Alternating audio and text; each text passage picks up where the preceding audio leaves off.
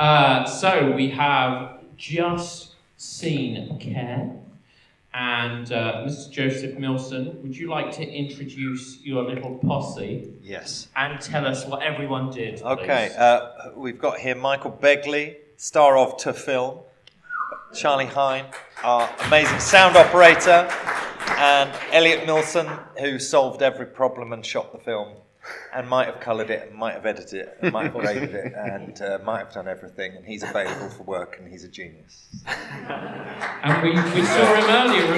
Yeah, he's had 2 films on here today. In one day. In one day, the brilliant encore as well. Yeah. So, Joseph, where did this all come from? God, don't start me talking.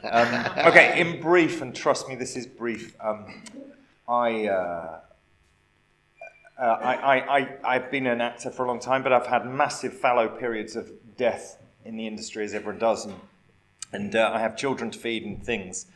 So I've never been shy of working, and I've done various day jobs. And pre-lockdown, actually, I just had a year where I couldn't get arrested, and went, oh, yeah, I really have got. And I needed 2 or 3 jobs to make maintenance and rent. So I was working in a cocktail bar 4 nights a week, and I retrained as a carer for the brilliant company Home Instead, where you go into people's homes and care. And I did that for about 6 months, those 2 jobs together. So 5 days a week caring and 3 nights a week cocktail barring. Bravo! Well, thank you. And you clearly didn't drink my cocktails. So that was not that. That was maybe 2018. There's another version of me, 10 years before, who went through a horrendous divorce and custody battle and got into severe depression and attempted suicide. There was that version of me. I started a master's degree in screenwriting during lockdown. And they said, don't worry, we won't actually ask you to write anything for ages. We'll just be doing some theory, don't worry. Write a short film, now! Give it to us Thursday. You went, what? 15 pages, go. We don't want you to overthink it, go. And what fell out of me was a film about the version of me back then. And I found caring for people transformative for me. Terrible wage, but actually not that bad. We both worked for the same company. But I found no matter what was going on in my day, when I was working for this company, I would come home feeling better than when I went to work. And I had one particular client. Anyway, this information was in me, and I realised I was actually in the right place when I did my caring. But I thought, God, I wish I could have gone back in a time machine and given that me, who was having anger issues, and depression is anger inverted, depression and anger issues. Put that person in that job, and a lot of things would have worked themselves out better. And I've done anger management for 10 years now myself, and I'm fascinated. In the film before, it was really interesting, some of the conversations. So anyway, but it was very easy to write, although I was on this master's degree, so I did it, I did premise, treatment, plot outline, did it all the right way, then it just fell out. And then my wife, Sarah Jane Potts, who won last year Best Short Film here with The Magician, also shot by Elliot. Basically, we've been actors for 30 years each. I'm sorry, gents, I've got verbal. After this, it'll be just over to you. But basically, I dared my wife to make The Magician. And when she read, I went, look, I've written my first thing for my MA. She read it and went, I dare you back. And she dared me back. And I had to make this. But unfortunately, we needed a few things like real actors. Not that she isn't and Bob Barrett isn't, but it was like, we've got to pay people. Real actors, and we need a stair lift, a house with a stair lift in. And anyone who's looked for locations, it's one thing getting houses with stair lifts in, generally have someone using it. And once they die, they get rid of the stair lift. They're quite a hard thing to find, but we did. So we had to actually raise a few grand and make a real one. And that's how it happened, and it was a joy. But anyway, there you go, that's the answer to that question. So Michael, were you just sort of sitting around, because you're both doing this similar role, was this a conversation where it's like, I think you should do it? How did that? I couldn't understand why he picked me to do it. Okay. His phone book's full of hundreds of decent actors. I mean, look at the people that were on the cast there, on the producer list at the end. I mean, he's worked with everybody. I couldn't understand why he came back then. The only thing I could think of was that I'd done the job. I'd worked as a carer. It's interesting that Joe's worked as a carer. I've worked as a carer, both working, going into people's homes as helping people. SJ, your partner, has worked as a carer, and then we found out that Michael Maloney, who plays the other character, he'd cared for his dad for like 15 years or something, wasn't it? Yeah. So we'd all had this experience as carers, and I think what we agreed on was that I can only speak for myself, I'd found caring to be a very transcendent experience. And the film that Joe was talking about was that film. And that was the film that he pitched to me, and that's what I wanted to do as well. Probably a bit strange question, but those sort of ticks, and all this sort of stuff, was that based on some sort of lived experience? Yes. Because it felt very real. Yeah, I have to say what's extraordinary is that I hope some of that seemed improvised and what have you. God bless him. To the... it's scripted. And it's all based on my favourite client, who was called Alan, and who was in a lot of pain and didn't have a great life, but was relentlessly optimistic, even though I think there was other stuff going on. And he was a fluent swearer and just barked. But it was kind of joy. It was like a joyful noise. But what's amazing is Michael Maloney was meant to be here tonight. He doesn't feel well. Ditto Sarah Jane. There's a lot of it about. Michael was extraordinary at how we had a little rehearsal, but I didn't tell him. I thought I want him to do his own thing. I'm not going to tell him much about my Alan. Let's see what his Alan is, and that's what we'll have. And the Alan we rehearsed was different to my Alan. I don't know what he did, but then he turned up on set and was my Alan. It was unbelievable. He changed the accent without me telling him. My guy was very fruity and from the countryside. And anyway, yes. We were both in awe of Michael Maloney. Michael Maloney, man. He was great, wasn't he? Yeah. He was absolutely amazing. And to us, growing up, the generation that we're both in, he's like the patron saint of character actors to us. Yeah. I mean, what a blessing. Yeah. So shooting in that location, did that create any issues in terms of sound? Like, I know it sounds silly, but you've got...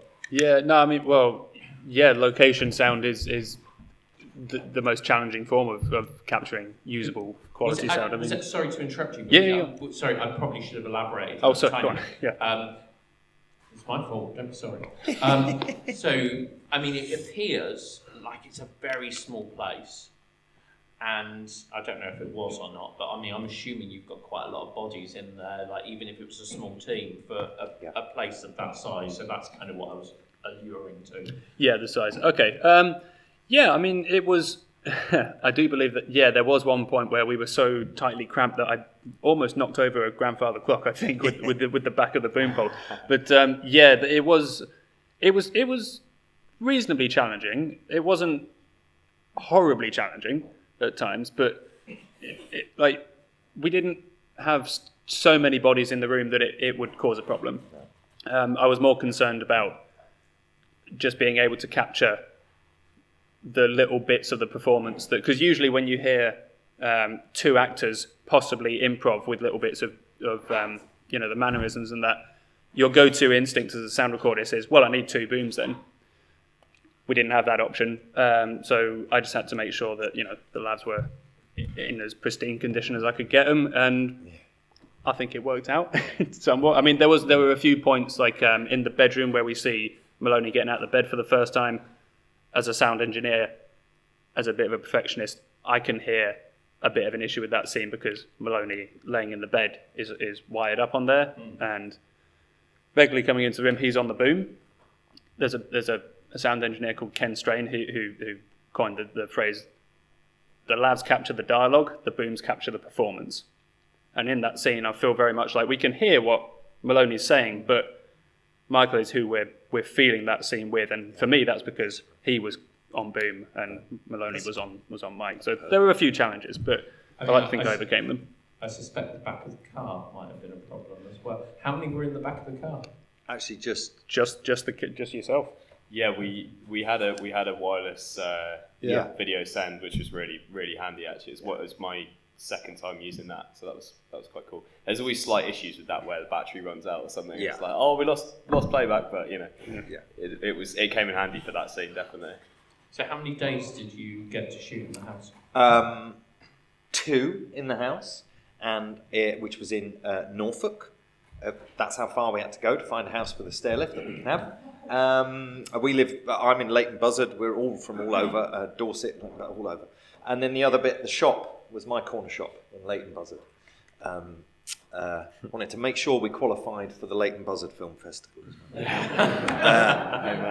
Yeah. And so you should. Yeah, and we have. Yeah, we're in. Good. Elliot, what's your biggest challenge on that shoot? Probably keeping the lighting consistent, to be honest, because so much of it plays out in that kind of downstairs sitting room area, and it's all supposed to take place across a few hours, really, the whole film. So that was a conversation we had kind of quite early on, really, was like, how do we want this to look? We wanted it to be quite naturalistic, almost to feel like a documentary. Like part of the cinematic language of it, I think, is that we decided quite early on that Michael Begley's character would be much more handheld in terms of the camera movement, and Alan, obviously, sitting in his chair, being in the bed, is kind of more locked off and stuff like that. But lighting wise, it all had to stay with that kind of early morning light. So we ended up making this kind of blocking a lot of the natural light, all of the natural sunlight essentially that came in, and then just sticking a kind of bright fixture outside with a gel on it, which was ended up being really quite easy to work with in the end once we set it up, because it meant I could sort of subtly move it for some of the later scenes and cool the temperature slightly so that it felt like slightly later in the morning. That was a massive learning experience to me, but it was great fun to do. It was quite well planned. We got on our 2 films so far, and the one we're planning, we've got a kind of mission to. Sarah Jane and I said, if we're doing this, what would we love to do when we were? And we're like, we pay people on time, before the event. We eat well and we wrap early. We were well planned enough that we managed to wrap early both days. It was the easiest job I've ever done in terms of that. In all of those departments, I mean, we finished early every day. We went to the pub. They even paid us. In little brown envelopes, like builder's kit. so before we did the acting. Michael Maloney nearly cried when he arrived. I handed him a brown envelope with a few £100 in, and he went, "What's this?" I said, "It's your wages." Oh my God! Yeah. I was so happy to be paid cash in hand. How difficult is it to mix the light and the dark at the same time in the same scene? I don't. Well, because you've got this tension building from Michael's character, and then you've still got you're still showing this like quirky nonsense that's going on between Michael's head and that's a brilliant stuff question. Well, that's what my challenge in writing it and it was really carefully planned. The module I was on, a real film came out of some academic stuff is what's happened here. The academic thing we were looking at was all about visual storytelling and making sure it's not all in the dialogue, make sure it's the pictures we're looking at. So, as much the story is played out by the kettle whistling as it is by, the sound of a train outside or whatever. But the whole point is it's about someone lost in a battle, lost in his phone, not present in the day. That's the point. And this man is in the day, looking at today, the birds outside the window today. And so the point is they have to constantly be next to each other. And then there's a moment where after he's fully upset and comes out of it, he looks at him for the first time. It's the first moment he enters the same room as that other man. He's now in the same room. So for a while, the whole point was, let's make sure they're both happening at once. Minor, major chord, minor, major chord. And you have to remember as well that we're steeped in theatre. Yeah. Joe and I and Michael Maloney, we're steeped in it. Yeah. And so that thing of like looking out and like, those things that happen a lot in that kind of energy. And I can see that in the film. I can see that in moments. Yeah. I really enjoyed your final scene for 2 reasons. Yeah. Like, you're coming down the stairs so slowly, and I don't know if the audience agree, was the revelation of what was going on gonna happen? And then as soon as I kind of saw you stood at the bottom of the stairs, I knew exactly where that was going. And I just love the fact that you didn't tell the story. But what I wanted to know is, was the stair lift always in, or is that something that happened in terms of that final scene? Was always decided that you were just going to ride off? It's to the comma exactly as written. The only thing that isn't exactly as written is we had a whole shot list for inside the staircase for that end sequence, and then while we were setting it up, I went, "What if we take the door off its hinges?" And we took the door off this house we'd rented. We took the door off its hinges because I had a hunch that we could do it in a one. And that's what we did. We were like, let's do the one, but we're not sure. We'll still go in and get the coverage. And then we watched it back, and we all got terribly, terribly smug. Yeah. Said, no, it really works. Let's leave it at that. Let's go to the pub. And I mean, Michael, I didn't want to overload my actors. It's, new actors turning into directing can overload their actors, I think, sometimes. Not all of them at all, but I was like, man, I've got to make sure I don't give them the vibe, do it how I do it, So I was always just like, God, I want to see what they do first, and every time so I didn't even want to overload. The moment he smiles going up the stairs was just perfect. I can't remember, we didn't cue you, did we? You just did it. But I was like, he can't tell when he's leaving the frame, quite. But it was just exactly where I wanted. I think we did 2 takes of that or something. I don't. Yeah, probably. I was going to say it could be a 1, but it probably was 2. I think it was a couple. Yeah. The truth is, it's a very technical business, and I'm very pleased with how it doesn't look like it is. Yeah.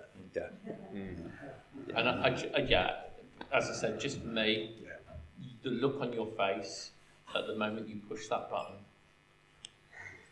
that made the film for me, and I really, I loved that moment. I just thought that was amazing. So well done, all of you. Do we have some questions? Yes. We do. Yes. 1, 2. Stretch those arms up.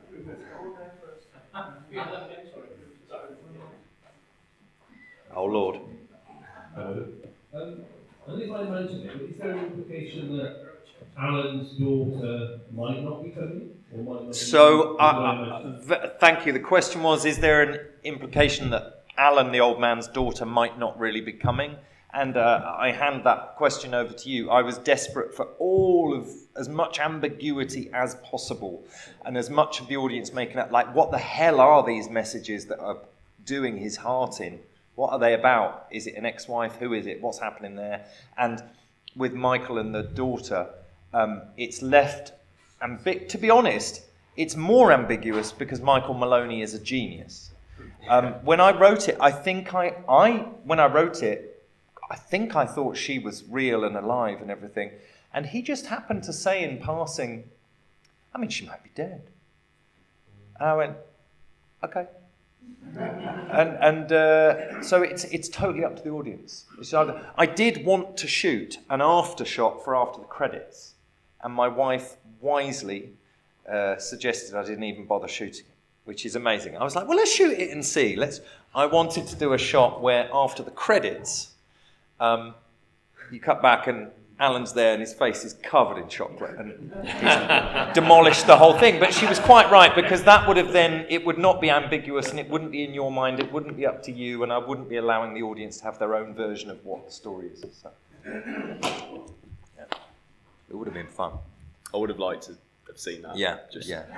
I mean, I once, Andrea's not here, is she?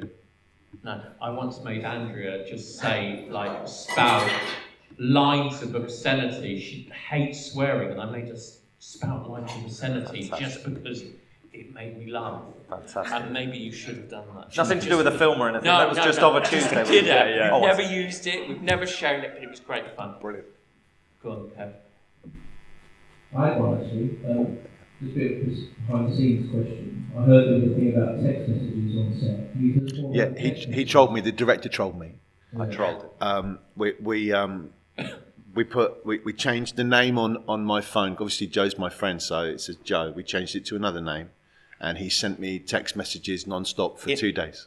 Well, yeah, and they were live in the scene. I was a character. I was his ex, texting him, and it was quite tricky to time those. They were live, real messages, and I'm not big on backstory.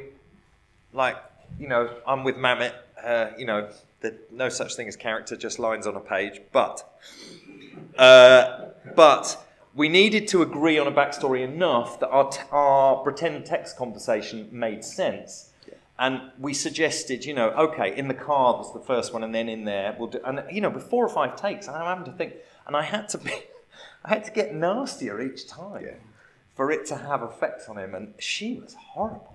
Oh my God, she was nasty. They were really horrible texts. And I love this man. I was sending him these horrible. I kind of want to ask, what was the worst text you sent? They're just brutal. I think it was, the kids are scared of you. Stay away. Fuck off and die. Yeah, something like that.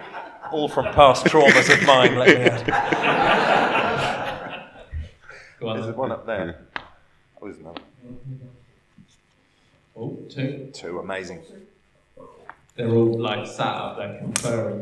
At the end of the film, I think it came up with Milltap Productions. I can't remember. Damn close. Millpots. Milltap Productions. Is that a production company you have established for this film, or have you made previous films? We've made a previous film. Please go to a thing called YouTube and put in The Magician, brackets 4K. If you just put The Magician, you get all sorts of interesting stuff. So put in The Magician 4K, and that's our last film, which won Best Short Film here last year.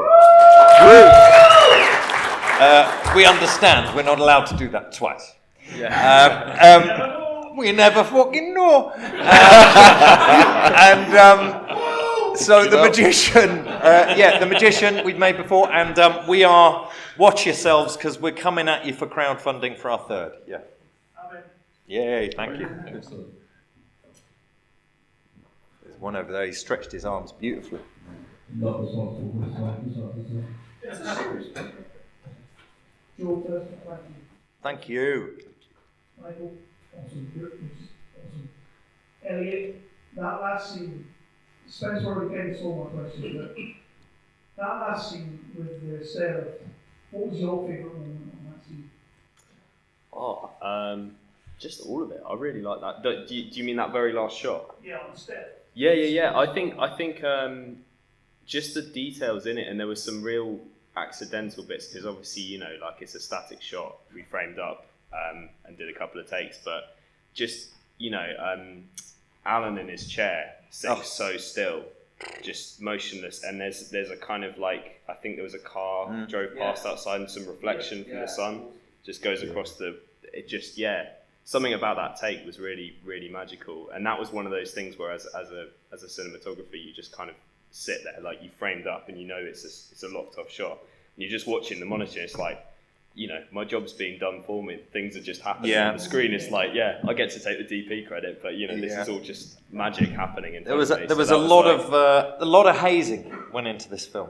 Yeah, it doesn't look like it, but we did want the feeling of dust in a place. We didn't want. It was a very fine line, and we're amateurs in the haze department, not in camera department or sound department. But hazing, amateurs. And we overdid it quite a lot. So there was a lot of waiting. Hang on! There's such a good outtake. Oh, there's such a good outtake. Nuts on the smoke machine, and we had to do it around Michael Maloney sitting in the chair, and I was enjoying myself, and I got carried away, and I just kept it on until it was like he was on fire. And then Michael Maloney in his chair, which you can't tell there, but that chair actually has a light up panel. Disco lights. Disco lights come on. And it goes up and up and up. It has all these electronics, and Michael Maloney started doing a brave. Do you remember when he was pressing it and going, and then every now and he'd go, freak out! Yeah.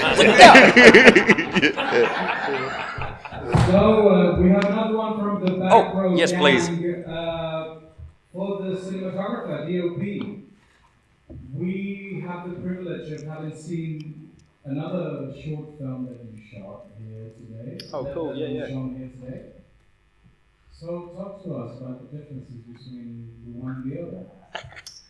Very good question. They weren't actually shot. Oh, they were shot a few months apart, I think. They were totally different. I think with Care, as I sort of mentioned earlier, we were kind of trying to go for a kind of like a fly on the wall kind of feeling with the camera work. So with Care, we actually shot like at least 90% of it on a 24mm lens, which on a Super 35 sensor. So it's got a crop if you want to get technical. But it's Get technical. Get technical. There you go. I never know who cares about these things, but We do. nice, awesome. But yeah, Encore was very different. It was I say the main lens was also a 24, but we used loads of different focal lengths. Had a lot more kind of almost traditional coverage in it, as well as some other stuff, and it being a largely exterior film, and Care being largely interior. They were very just sort almost like polar opposites in a way. But I think the way I approach any film is kind of the same, in that you want to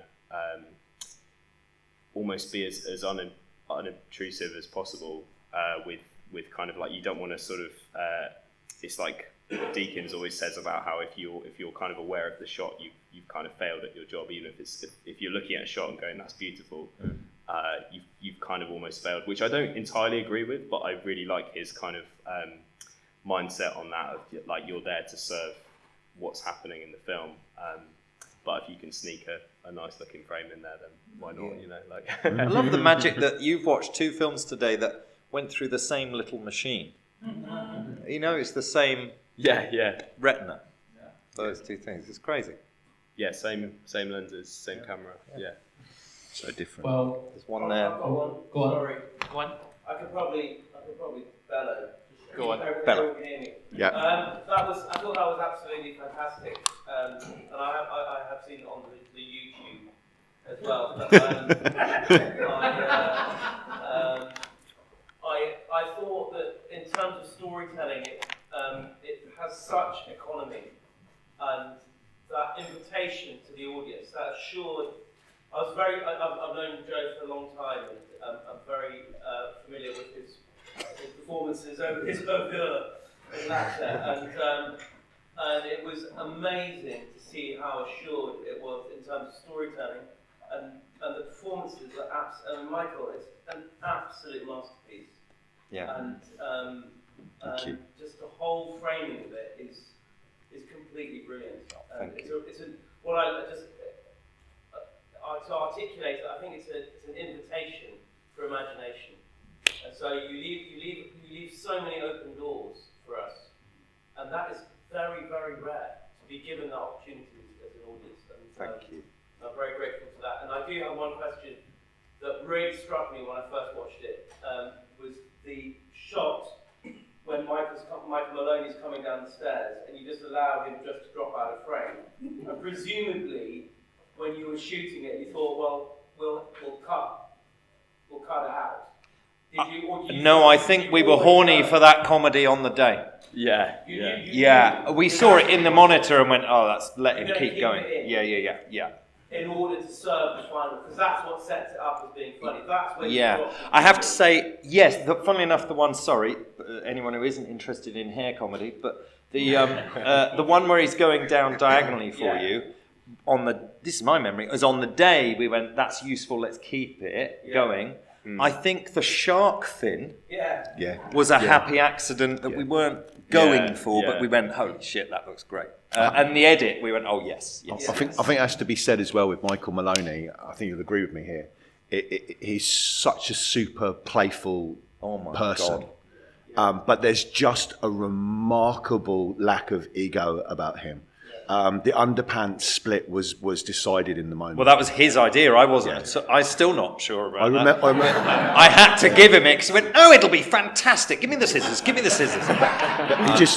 He just split his own underpants, and it was just and so in terms of things like the hair, he was just very available for all that stuff, wasn't he? Oh, and I want to say, if anyone doesn't know, there was no hair product in the place. He went, "Shit, I need messy hair. Hang on, I'll sort it." I went, "What are you doing?"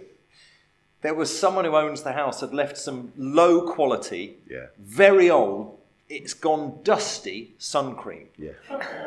He went, "That's fine." That's fucking great. So it was Boots sun cream from 1988 in his hair, I'd say. Yes. But can I just very briefly, my wife's not feeling well and not here tonight, but that you just said the invitation to imagination. The whole thing was inspired really by her short film, The Magician, where it was a silent film. Well, there's birdsong and real Foley and sound, but there's no dialogue. And it's a really mysterious, beautiful film that I was just so inspired by how the fact that if you let the audience make some decisions, they're just sitting forward in their chair. If you explain everything, they sit back and go to sleep. And I went, so anything in there's dialogue, but it's like, no. And I want to thank my actors as well, because I scripted and I wasn't a Nazi about it, but I wrote some weird...